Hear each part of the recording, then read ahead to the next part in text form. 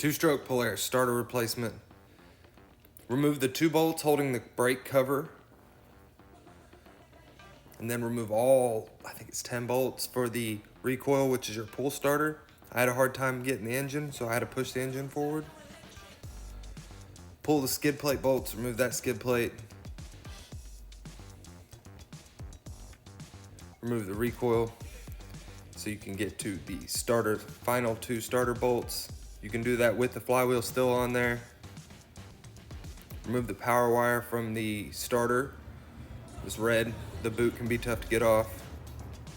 And then the slider slides out towards the clutch.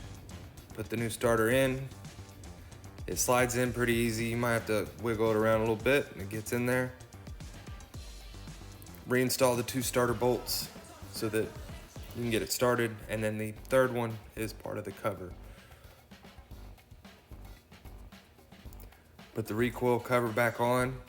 Make sure like you're not lining it up wrong. Get the bolts on there and good to go. Try to test start it.